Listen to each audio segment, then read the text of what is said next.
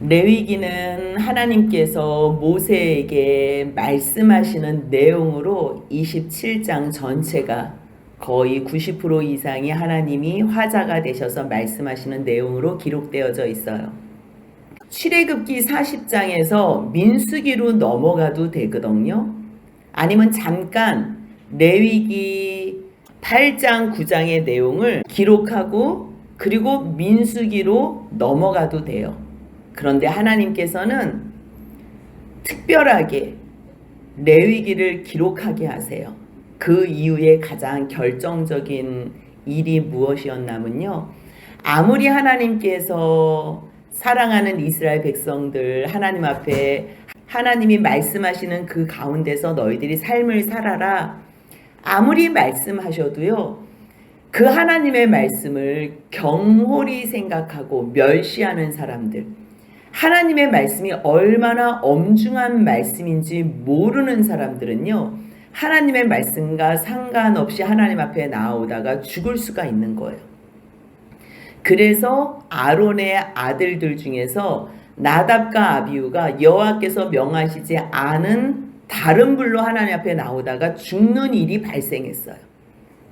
그래서 이 출애굽기와 민수기 이 사이에 하나님께서는 내가 말하는 방법대로만 나아오라는 거예요.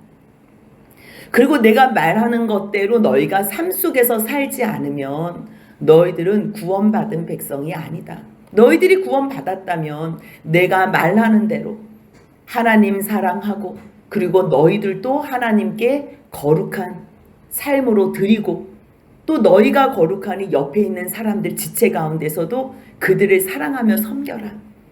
그러한 사람이 구원받은 하나님의 백성이라는 것. 그래서 1장부터 7장까지의 내용이요. 번제와 소제와 화목제와 속죄제와 속건제로 나아오라. 그 내용을 이제 2번에 거쳐서 기록해 놨어요. 그 가운데 우리가 번제와 소제와 화목제를 같이 나눴어요. 번제는 하나님의 아침 저녁으로 상번제를 드리라 그러잖아요. 그래서 하나님께 나아갈 때 그러면 상번제를 하나님께서 왜 드리라 그러시지요? 아침 저녁으로 하나님께서 하시는 말씀이 있다는 거. 너희들이 아침 저녁으로 상번제로 나오면 내가 너희에게 날마다 필요한 것으로 말씀하시리라. 그래서요 상번제로 나아가고요. 또한 하나님 앞에 예물을 드리고 싶을 때 누구든지 그래서 아브라함이 헌신할 때 모리아산에서 이삭을 드렸고요. 솔로몬이 자기가 왕이 된 것에 감사하며 기브온 산당에서 번제를 드렸어요. 그러면 소제는 언제 드리나? 이것도 마찬가지예요. 예물을 여호와께 드리려거든. 예물. 하나님께 감사해서 선물을 드리고 싶은 거예요. 그런데 그 선물을 드릴 때에요. 번제를 드릴 때도 같이 감사로 나아가고 또 화목제를 드릴 때도 또 같이 감사로 나아가고 그래서 소제는요 다른 제사들과 함께 드릴 수 있다 그랬어요. 또 화목제는 언제 드리나? 하나님한테 죄사함 받은 거 감사하면서 또 그 감사가 너무 커서 하나님을 위해서 살아드리고 싶은 거예요. 그래서 서원할 때에 또 하나님께 받은 것이 너무 많아서 자원하는 마음으로 하나님께 나아갈 때 화목제를 드려요. 그렇다면 번제로 나아갈 때 예물은 어떤 건가? 이렇게 표에도 그려져 있지만요. 다 숫소, 순양, 순염소로 나아가요. 물론 비둘기도 돼요. 곡식은 번제로는 드리지 않지만 소제를 번제와 함께 드리기 때문에 늘 풍성함으로 하나님 앞에 나아갈 수 있어요. 그리고 화목제는요. 하나님께 감사도 하지만 그것을 이웃들과 자기 감사를 흘러넘치게 나누는 기회가 되기 때문에요. 이때는 소, 양, 염소가 되고요. 암컷이나 수컷이나 모든 것이 다 가능해요. 집에서 있는 걸로 풍성한 걸로 감사로 나눌 수 있도록 기회를 주셔요. 오늘 함께 나눌 말씀은요. 속죄제예요. 근데 속죄제는요. 예물이 굉장히 복잡하게 기록되어 있어요. 그치요? 그런데요. 크게 제사장, 또 이스라엘의 온 회중, 족장, 평민 이 네 부류로 나눠서요. 하나님께 예물을 드리라고 말씀하세요. 그래서 온 백성이 죄를 지을 때나 그리고 제사장이 죄를 지을 때나 수송아지로 나아가요. 그리고 족장이 죄를 지을 때는요 순염소로 나아가요. 그리고 평민이 죄를 지을 때는 여러 가지로 나아갈 수 있는데 평민이 많잖아요.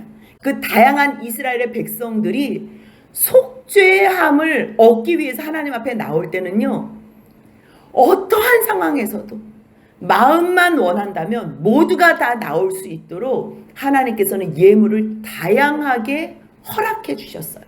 그래서 평민이 하나님 앞에 나아갈 때 염소로 나아간다 그러면요 암염소로 나아가고요, 양으로 나아간다 그러면 암 어린 양으로 나아가고요, 때로는 그런 것으로 나아갈 수 없다 그럴 때는요 비둘기로도 나아가고요, 비둘기도 없다 그럴 때는 고운 가루 10분의 1 에바로도 나아가라 그래요. 그래서 그 내용을 우리가 한번 같이 볼 거예요. 그렇다면 속죄제는 누구에게 허락하신 제사인가? 레위기 4장 1절 2절 같이 읽어보겠습니다. 여호와께서 모세에게 말씀하여 이르시되 이스라엘 자손에게 말하여 이르라. 누구든지 여호와의 계명 중 하나라도 그릇 범하였으되, 5가지 제사 가운데에요 하나님께서 가장 기본적으로 우리에게 원하시는 제사가 있다면요 속죄제예요. 왜냐하면 속죄제는요 하나님 앞에 범죄한 것, 이 죄를 해결하는 방법, 다른 것은 없어요. 일단 하나님께 나아가려면 죄가 해결돼야 돼. 죄가 용서함 받은 사람이 하나님 앞에 헌신하겠다고 번제로도 나아가는 거고요, 하나님 앞에 죄 용서 받은 것이 감사해서 화목제로도 나가는 거고요, 하나님 앞에 감사해서 또 소제로도 또 하나님 앞에 더불어 드리는 거예요. 그렇기 때문에 하나님 앞에 나아갈 수 있는 가장 기본적인 제사가 무엇이냐 물으면요 속죄제예요. 속죄제. 근데 이 속죄제는 그릇 범하였으되, 내가 의도성을 가지고 범한 죄는요 다른 율법에 의해서 눈은 눈으로 이는 이로 그 법률에 의해서 자기가 보상을 해야 돼요. 배상을 해야 되고. 그런데 지금 속죄제로 하나님께서 허락하시는 건 내가 의도성은 없었는데 모르고 부지 중에 누가 가르쳐주지 않고서는 알 수 없는 죄예요. 이제 그러한 죄가 깨달아졌을 때마다 속죄제로 나아간다는 게 이게 얼마나 번거롭고 힘든 일이에요. 이 속죄제에 대한 말씀은요 4장부터 5장 13절까지 이어져요. 근데요 우리가 전체적으로 이게 지금 누구에 대한 말씀인가 그것만 이해하면요 하나도 복잡할 게 없어요. 첫 번째로는요 제사장이 나와요. 제가 조금 이따 다시 한번 1절부터 같이 보겠지만요 우리가 그냥 그림을 좀 그려놨으면 좋겠어요. 제사장이 나오고요, 이스라엘의 온 회중이 나오고요, 족장이 나오고요, 평민이 나와요. 그런데 제사장은 수송아지로 드린다 그랬어요. 그 제사장 자신이 드려요. 자신이. 근데 수송아지를 드릴 때 이 피를, 제물을 드릴 때요 피를 가지고 성소로 들어가요. 제사장은 성소로 들어가요. 그러니까 그 성소에 들어갔는데 그 휘장이 지성소 휘장인지 아니면 성막 들어가서 그 성소 휘장인지 정확히는 나오지 않아요. 하지만 하나님 앞에 나아가는 길에 방해가 됐기 때문에, 그래서 피를 7번을 뿌려요. 이 7번을 뿌린다는 거는 완전수지요, 하나님이 완전하게 정결케 하시고 용서해 주신다는 의미예요. 그래서 거기에 더럽혀진 그 향단, 왜 더럽혀져요? 향단은 거룩하기 때문에 더럽혀지지 않아요. 그럼에도 불구하고 제사장이 죄를 지으면 향단 앞에, 하나님 앞에 기도로 나아갈 수 없기 때문에 향단을 거룩하게 해야 되는 예식을 통해서 향단 뿔에 피를 바르는 일이 있어요. 그리고 나서 그 피를 다 가지고 와서 번제단 밑에 쏟아요. 그리고 나머지 예물 중에서 기름과 콩팥, 간은요 화목제를 드리는 것처럼 그렇게 화제를 태워드리고요, 나머지는요 머리, 고기, 내장, 똥 이거는 어떤 것도 남기지 않고요. 송아지 전체를 진영 바깥에 재버리는 곳에서 불로 태워요. 근데 이 제사장이 하나님 앞에 속죄제로 나아가는 것과 이스라엘 온 회중이 하나님 앞에 속죄제로 나가는 것과 거의 비슷해요. 똑같이 수송아지로 드려요. 이스라엘 온 회중이 죄를 범했기 때문에 회중의 대표 장로들이 나와서 하나님 앞에 제물을 드려요.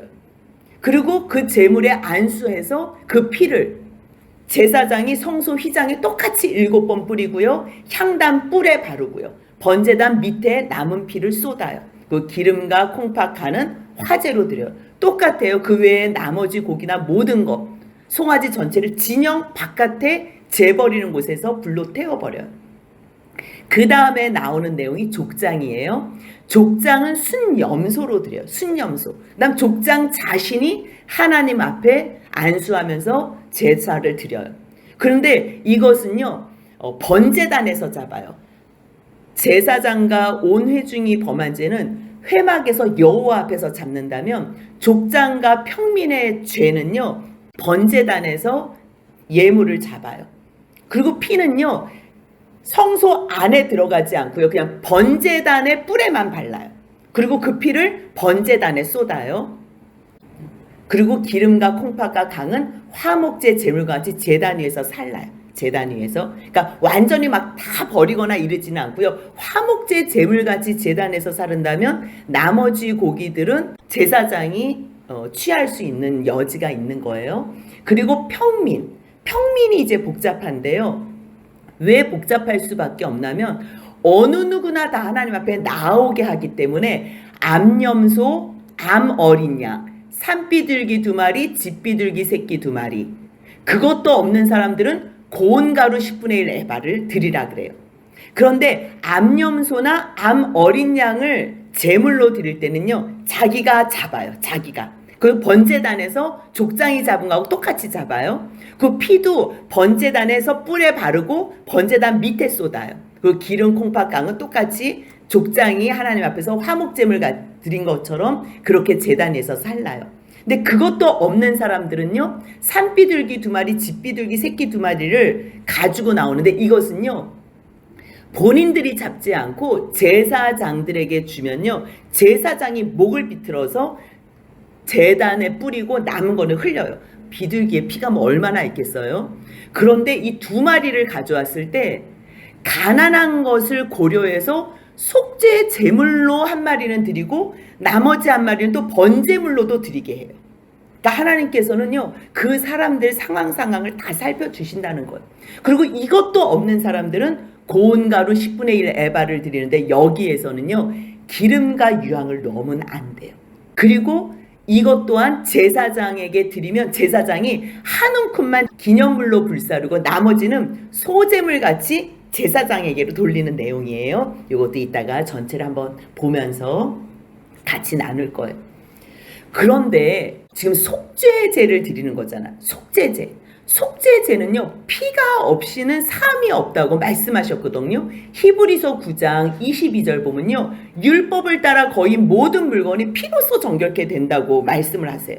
그래서 피 흘림이 없은즉 사함이 없다 그러는데 그 말씀을 어디를 근거로 히브리서 저자가 기록했냐면요 레위기 17장 11절을 같이 읽겠습니다. 육체의 생명은 피에 있음이라 내가 이 피를 너희에게 주어 제단에 뿌려 너희의 생명을 위하여 속죄하게 하였나니 생명이 피에 있으므로 피가 죄를 속하느니라.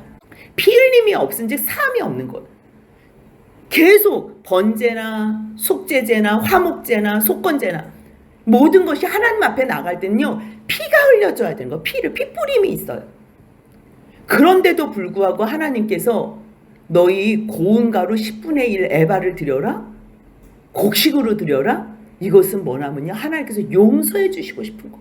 하나님 앞에 제 용서함 받고 싶어? 정말 하나님 앞에 나오고 싶어? 그렇다면 고린도후서 8장 12절 같이 읽겠습니다. 할 마음만 있으면 있는 대로 받으실 터이요 없는 것은 받지 아니하시리라.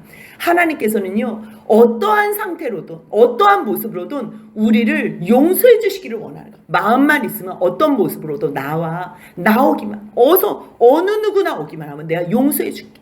그래서요, 이 속죄제나 정말 5가지 모든 제사법은요, 하나님께서 하나님의 백성들을 사랑하셔서 하나님 앞에 나오라고 선물같이 하나님께서 허용해 주시는 귀한 제사 방법인 것 뿐이에요.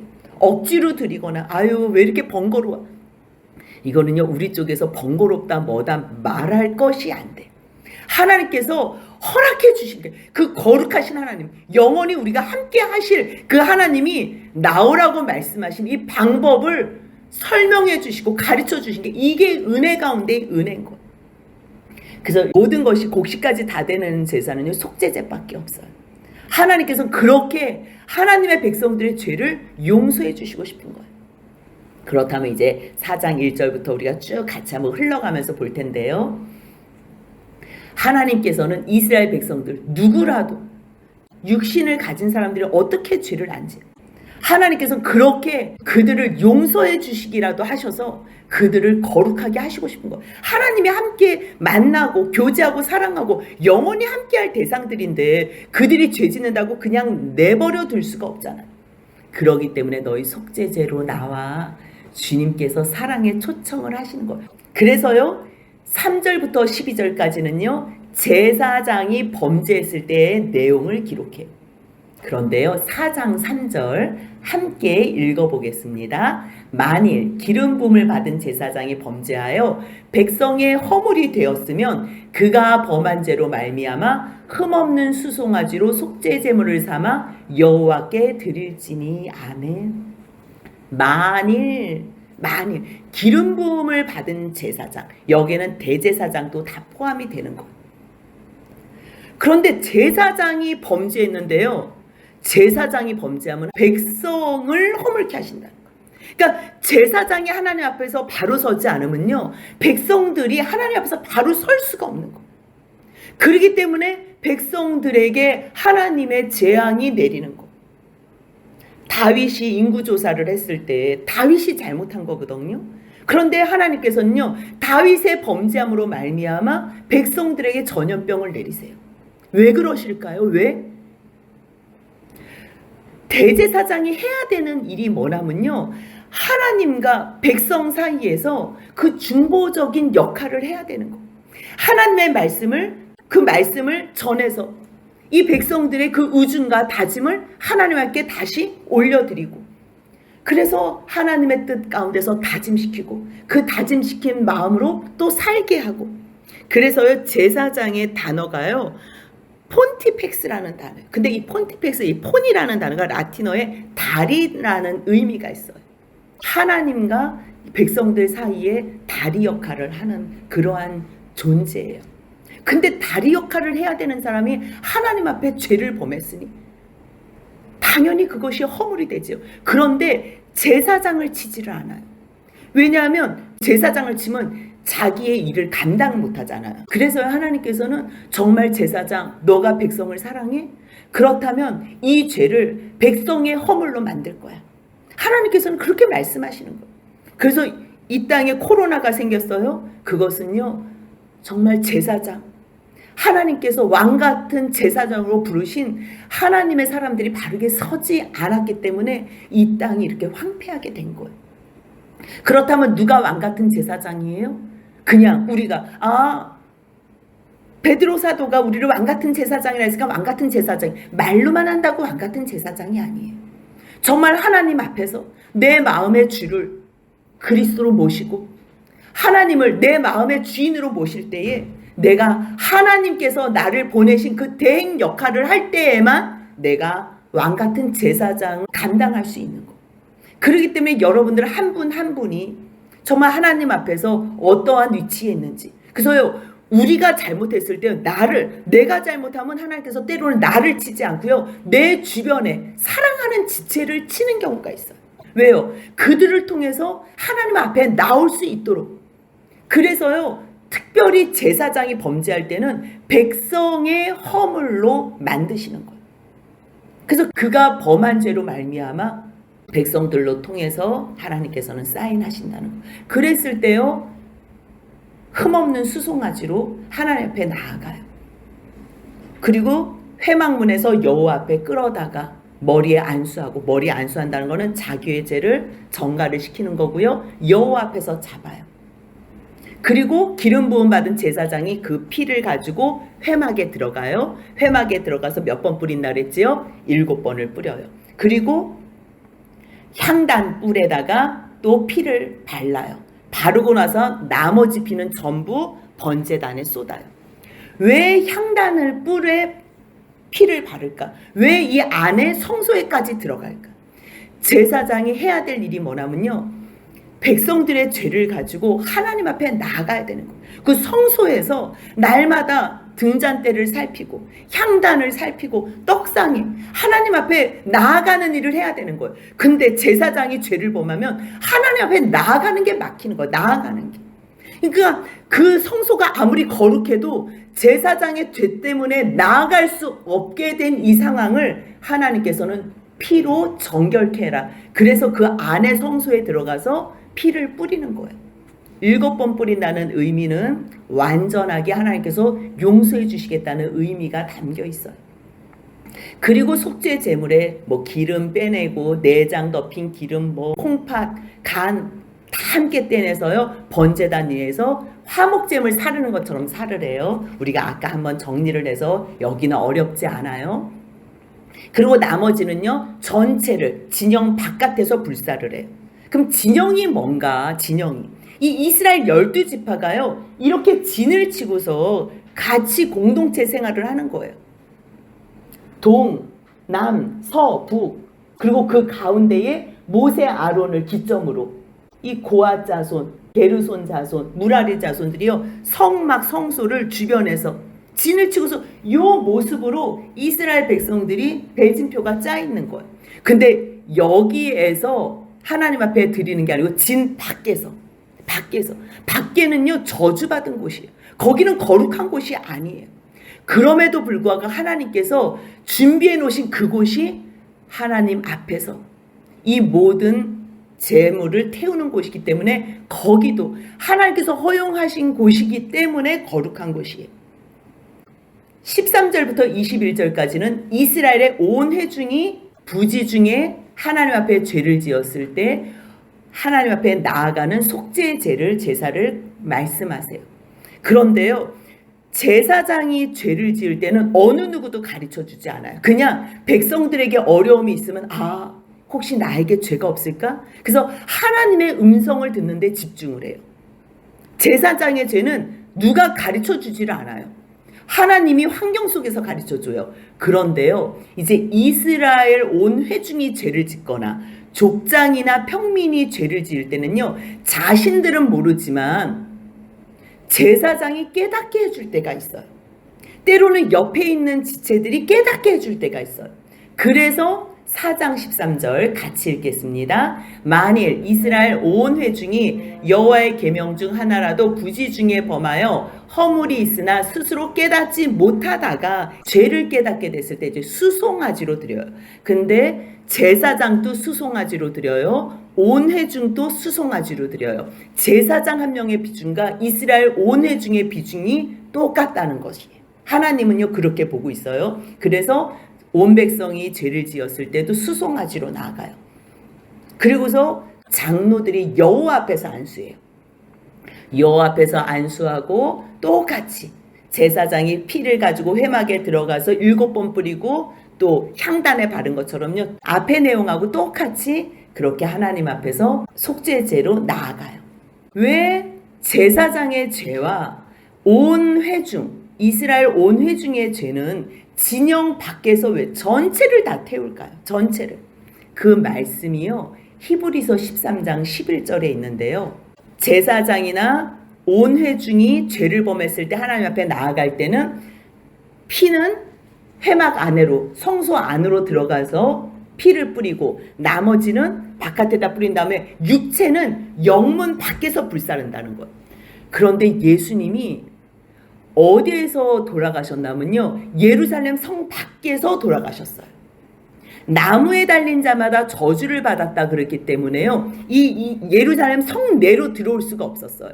그렇기 때문에 성 밖에서 속죄 제물이 돼서 예수님이 십자가에 죽으신 거예요. 예수님께서 영문 밖에서 나무에 달린 자마다 저주받은 자로 죽을 수밖에 없으셨기 때문에 속죄 제물은 진 밖에는 한 곳을 준비하셔서 거기에서 속죄 제물을 다 태우도록 하신 거예요. 그래서 히브리서 13장 12절 같이 한번 읽겠습니다. 그러므로 예수도 자기 피로써 백성을 거룩하게 하려고 성문 밖에서 고난을 받으셨느니라. 같아요. 성문 밖에서, 이게 진 밖에서 고난 받으셨다는 거예요. 그리고 22절부터 26절까지는요. 족장이 계명 중에 하나라도 자기가 의도하지 않았는데 부지 중에 범죄에서 허물이 있었을 때, 자기는 몰랐어요. 의도가 없었기 때문에. 그런데 누가 그것을 또 이것이 죄라고 가르쳐 줄 때, 근데 이게 은혜예요. 공동체가 죄에 대해서 깨닫게 해주고, 죄를 지적하는 게 아니고요, 죄에 대해서 깨닫게 해줘서 그것으로 하나님 앞에 죄사함의 은총, 속죄제로 나아갈 수 있다면요, 이거보다 더 큰 은혜는 없는 거예요. 이 세상에 살면서 하나님 앞에 나아가는 것보다 더 큰 은혜가 없는데, 우리가 죄를 갖고 있으면 하나님 앞에 나아갈 수가 없잖아. 그렇기 때문에 내가 부지 중에 죄를 지었다고 했을 때 그 죄를 주위의 사람들로 말미암아 알게 돼요, 깨닫게 돼요. 근데 만약에 죄를 지어도 답이 없으면 이거는 뭐 너무 큰 문제지요. 하지만 하나님께서 속죄제로 나오라 그러셨기 때문에 이것은 주님, 제가 모르고 그랬어요, 용서해 주세요, 나아가기만 하면 되는 거예요. 그래서 만약 범죄한 것을 누가 깨우쳐 주면 족장일 때요, 순념소로 나가. 흠없는 순념소. 자신이 이 순념소를 데리고 와서요, 머리에 안수하고 번제물을 잡는 곳에서 잡아요. 제사장은 그 피를 번제단의 뿔에 바르고요, 나머지는 다 번제단 밑에 쏟아요. 그리고 나서 화목제 제물에 기름을 같이 제단에서 불살라요.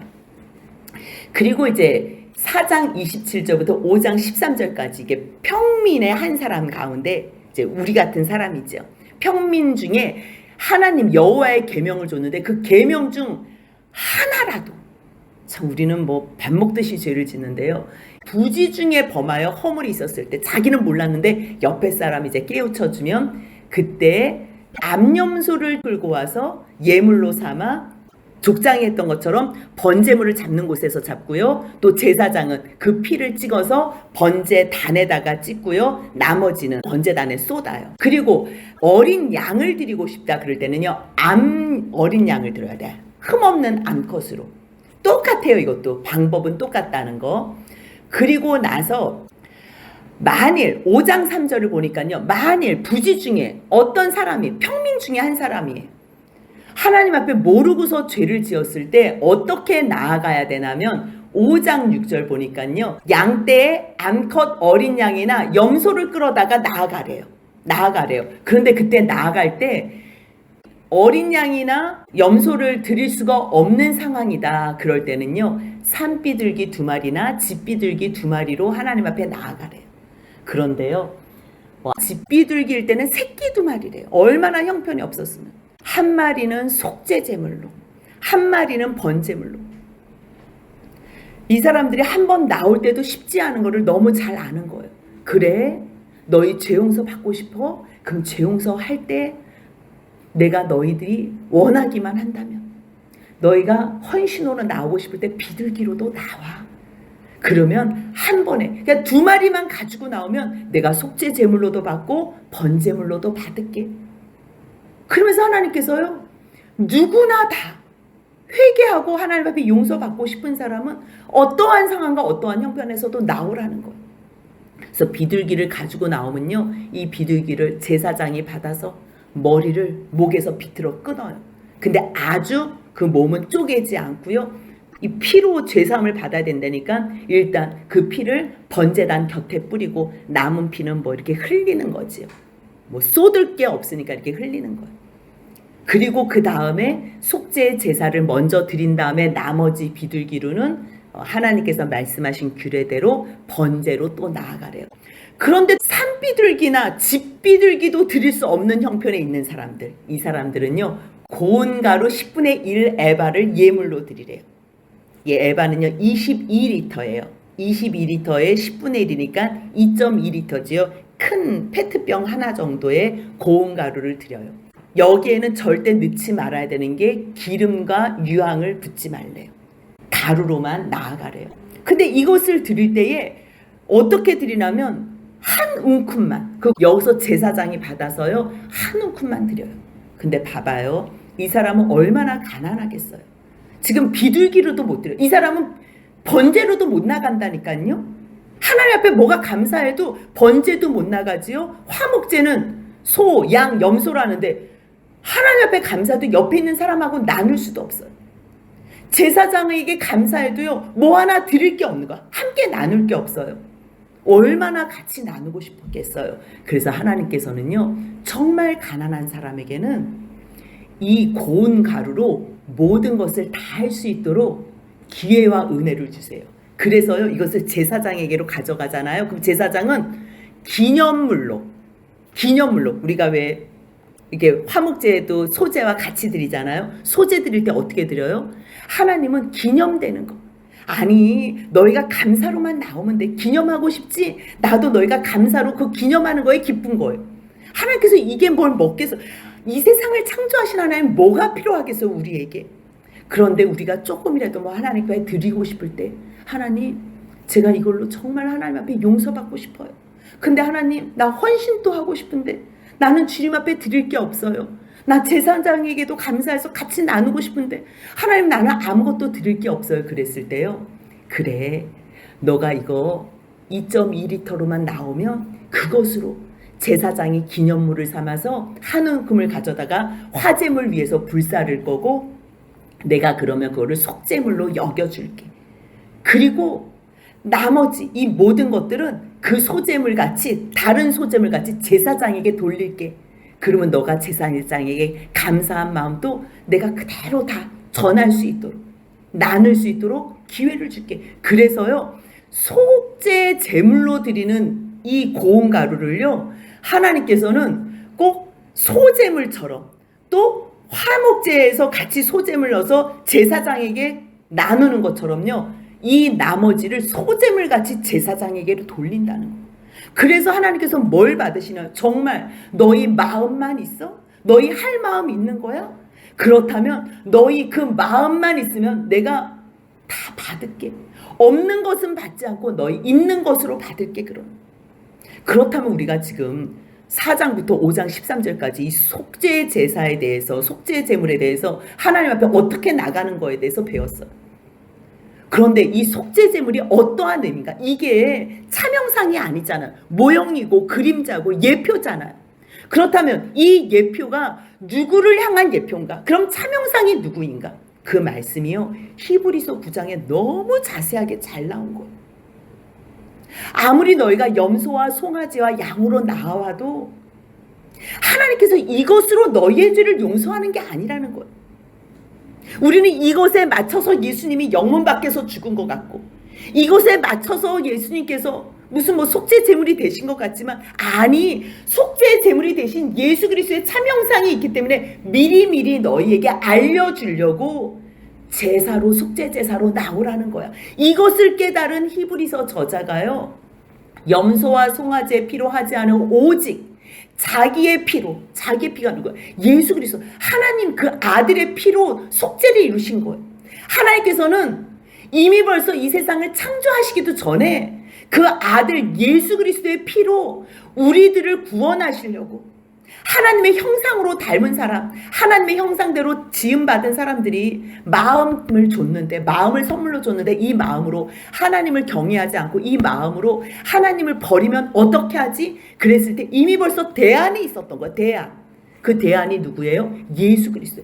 예수 그리스도의 피로 내가 너희들을 다 용서해 줄게. 너희가 아무리 잘못해도 너희가 회개만 하면 내가 예수로 말미암아 다 용서해 줄게. 하나님께서 영원의 시간에 예수 그리스도를 준비하셨다는 거.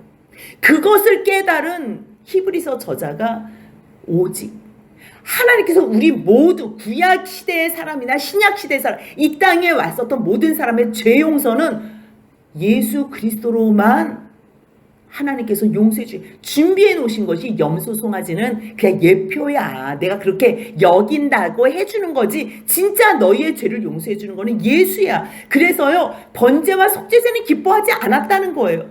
그래서 예수님이 오실 때 뭐라 그런 거예요? 히브리서 10장 6절 7절 보면요 하나님이요 보시옵소서. 예수님이 오실 때 그랬던 거라.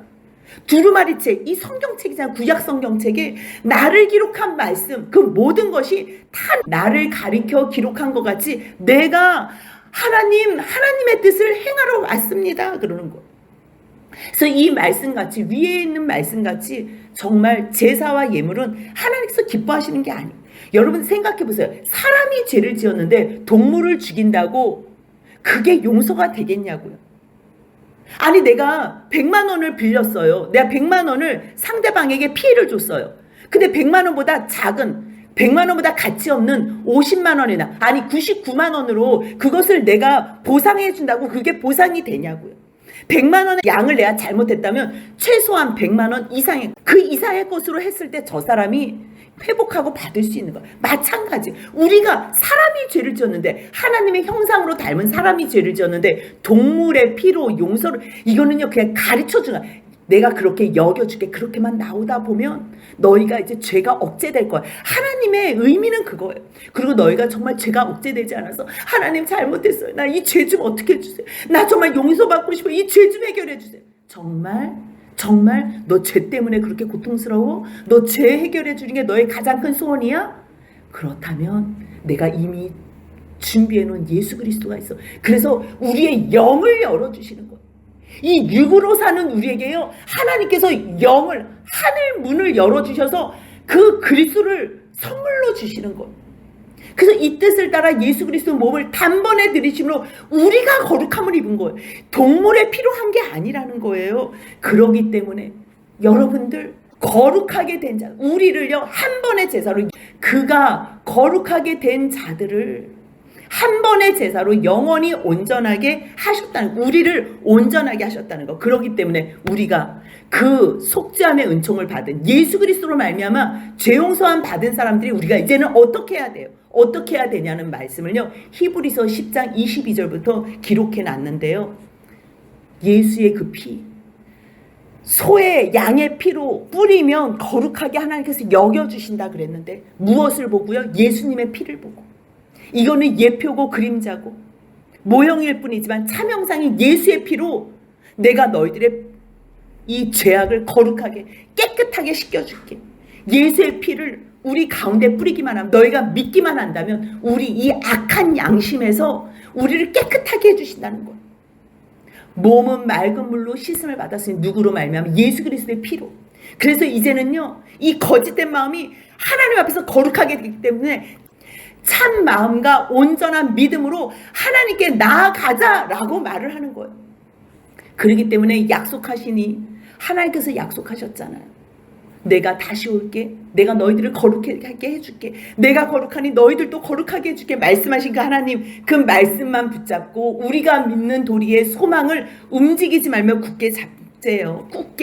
굳게 이 말씀 붙잡고 예수님만 붙잡고 살다 보면 우리들끼리 무엇을 해야 되냐면 히브리서 10장 24절 25절 같이 있습니다. 서로 돌아보아 사랑과 선행을 격려하며 모이기를 피하는 어떤 사람들의 습관과 같이 하지 말고 오직 권하여 그날이 가까움을 볼수록 더욱 그리하자. 아멘. 염소의 피와 송아지의 피로 우리를 거룩하게 할 수 없어요. 그렇다면 하나님께서는 이미 벌써 우리가 죄지어도 용서해 주실 것을 이미 벌써 계획을 하셨다는 거. 그래서 예수 그리스도로 말미암아 우리를 구원하시기로 이미 벌써 다 예정하시고 이 시간 속에서 투입하셔서 사람들을 통해서 말씀을 통해서 또 권하서 어떻게 살라는 거예요? 너희 구원받은 하나님의 백성이니 옆에 있는 사람을 남처럼 원수처럼 여기지 말고 서로 돌아보아. 서로 그래서 사랑과 선행으로 격려해. 그리고 세상에 많은 사람들은 모이기를 패하는 어떤 사람들처럼 그냥 다 이 세상 마지막 때는요 더 많이 패해요. 모이질 않아요. 뭐 술 먹을 때나 모이고 뭐 여행 갈 때나 세상적으로 놀 때나 모이지요. 예배 때문에 모이는 것이 유지가 되질 않아. 마지막 때는 더욱더. 그래서 마지막 때가 되면요, 모이지 않은데 그때 너희가 모이기를 피하는 어떤 사람들의 습관과 같이 하지 말고 날마다 예수의 이름으로 권해서 마지막 예수님이 오시는 그날이 가까울수록 더욱 옆에 있는 사람을 사랑과 선행으로 격려하며 교회로 세워나가는 너희들이 되어라. 그렇게 말씀하시는 거예요.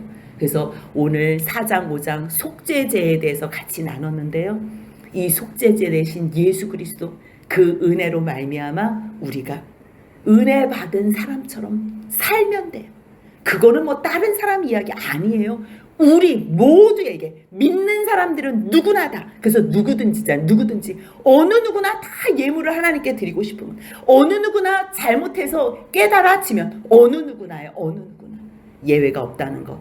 그랬을 때 예수 이름으로만 나가면 영원한 용서함과 구원과 생명을 받는다는 거 기억하시며 예수 그리스도의 은혜 가운데 속죄함 받는 저와 여러분들 복된 삶이 되시길 주님의 이름으로 소원합니다. 아멘.